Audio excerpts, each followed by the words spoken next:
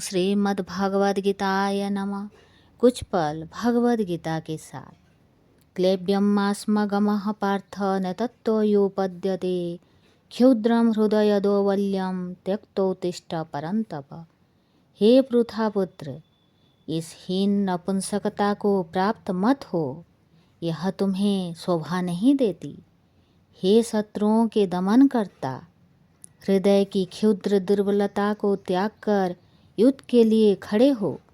तात्पर्य: अर्जुन को पृथापुत्र के रूप में संबोधित किया गया है।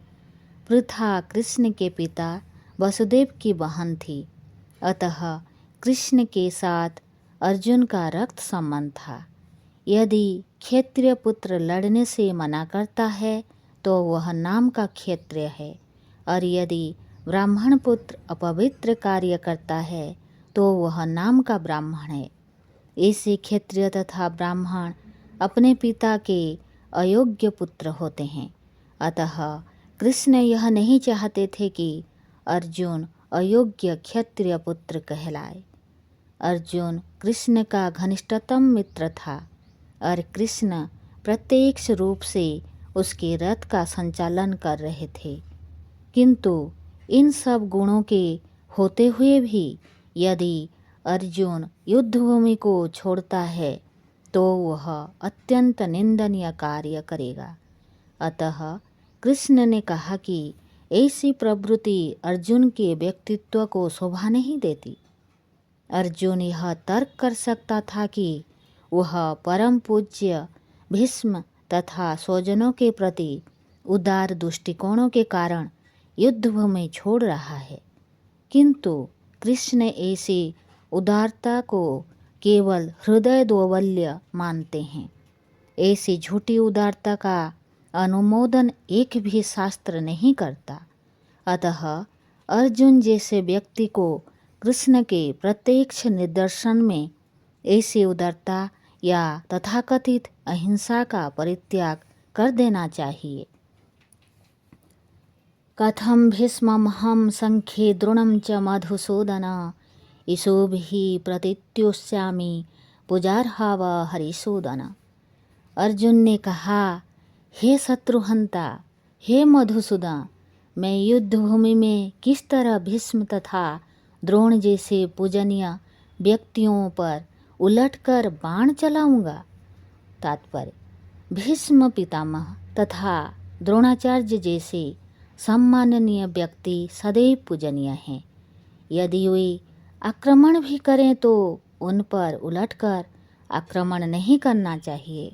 यह सामान्य शिष्टाचार है कि गुरुजनों से वाक युद्ध भी ना किया जाए। यहाँ तक कि यदि कभी वे रुक्ष व्यवहार करें तो भी उनके साथ रुक्ष व्यवहार ना किया जाए। तो फिर भला अर्जुन उन पर बाण कैसे छोड़ सकता था? क्या कृष्ण कभी अपने पितामह नाना उग्रसेन या अपने आचार्य संदीपनि मुनि पर हाथ चला सकते थे? अर्जुन ने कृष्ण के समक्ष ये ही कुछ तर्क प्रस्तुत किए।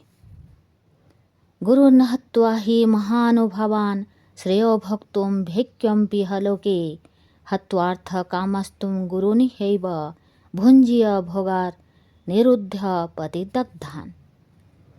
ऐसे महापुरुषों को जो मेरे गुरु हैं, उन्हें मारकर जीने की अपेक्षा इस संसार में भीख मांगकर खाना अच्छा है।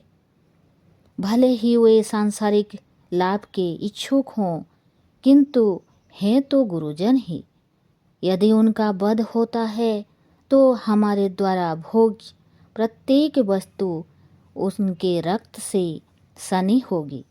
तात्पर्य: शास्त्रों के अनुसार ऐसा गुरु जो नित्य कर्म में रत हो और जो विवेक शून्य हो, त्याज्य हो। दुर्योधन से आर्थिक सहायता लेने के कारण भीष्म तथा द्रोण उसका पक्ष लेने के लिए बाध्य थे। यद्यपि केवल आर्थिक लाभ से ऐसा करना उनके लिए उचित ना था। ऐसी दशा में वे आचार्यों का सम्मान खो बैठे थे। किंतु अर्जुन सोचता है कि इतने पर भी वे उसके गुरुजन हैं, अतः उनका वध करके भौतिक लाभों का भोग करने का अर्थ होगा रक्त से सनी अवशेषों का